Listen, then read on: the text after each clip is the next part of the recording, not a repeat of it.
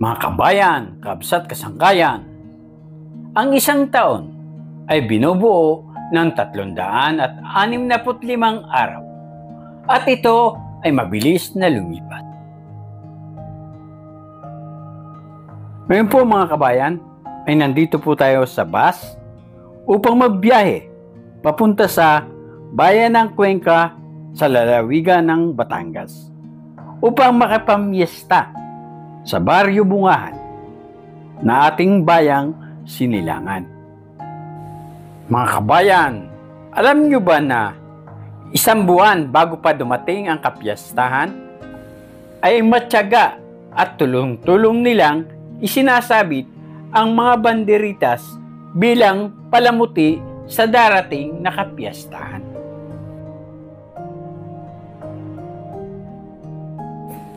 Mga kabayan, kabsat kasangkayan, malaki na ang pinagbago ng piyesta noon kaysa piyesta ngayon. Natatandaan ko pa nung ako'y bata pa na disperas pa lang ng piyesta ay nag-iiyakan na ang mga baboy upang katayin. Pero ngayon ay tahimik na ang disperas ng kapiestahan dahil wala nang mga baboy na kinakatay sa madaling araw.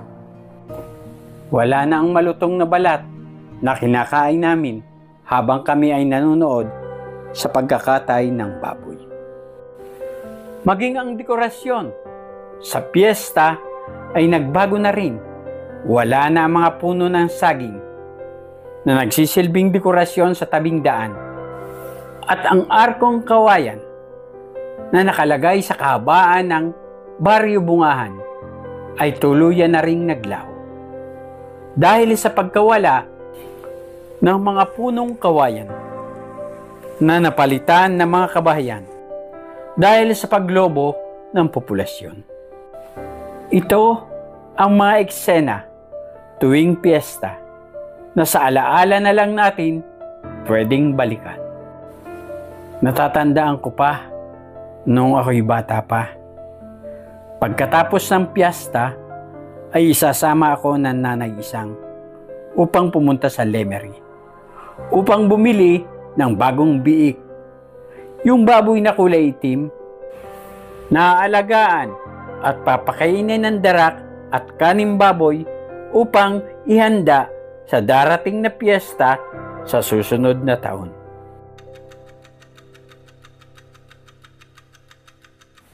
Mga kabayan, sinisimula na po nila ang pagluluto. Ano pong putahe ang niluluto nyo? Alay, dinugan at higadilyo.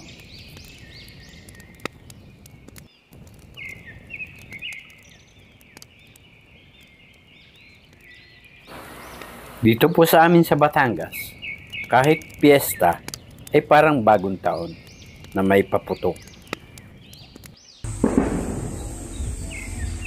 Anong putahe yan? Higadilyo. Ito ang putaheng higadilyo.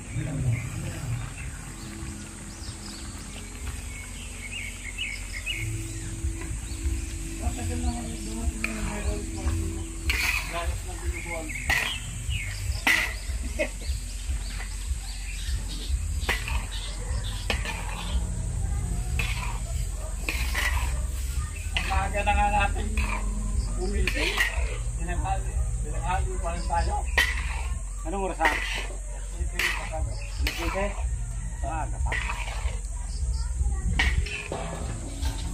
At bilang isang Batanggenyo na likas na matulungin at mahusay makipagkapwa-tao, ay tumulong na rin po tayo sa pagluluto. Ang putahe pong ito ay higadilyo po. Kailangan pong haluin po natin upang hindi po lumikit at hindi masunog. Ngayon po, titikpan na po natin mga kabayan. Anong lasa?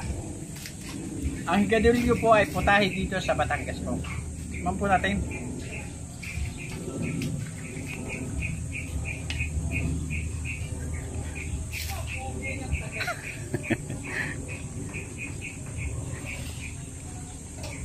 Okay po, mainit.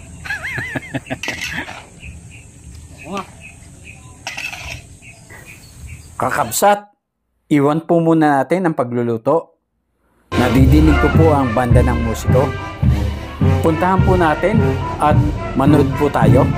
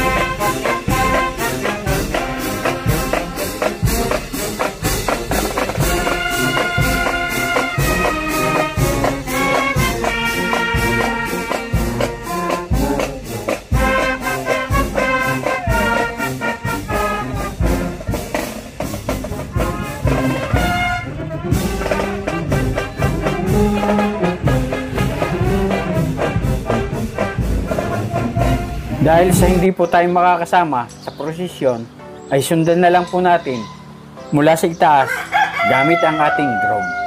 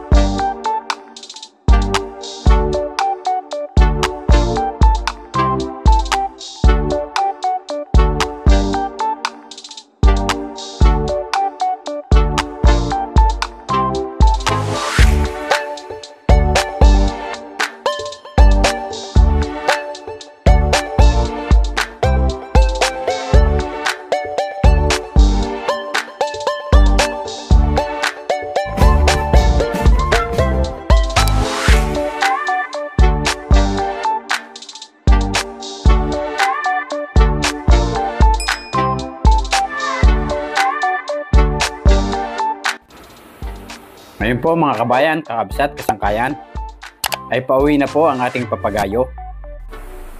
Papagayo po ang tawag sa saranggola dito po sa amin sa Batangas.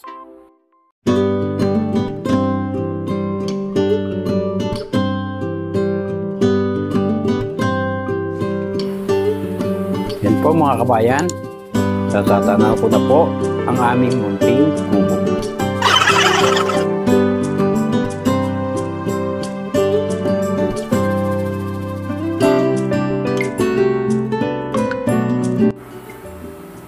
Unti-unti po natin at dahan-dahang pababain ang ating papagayo.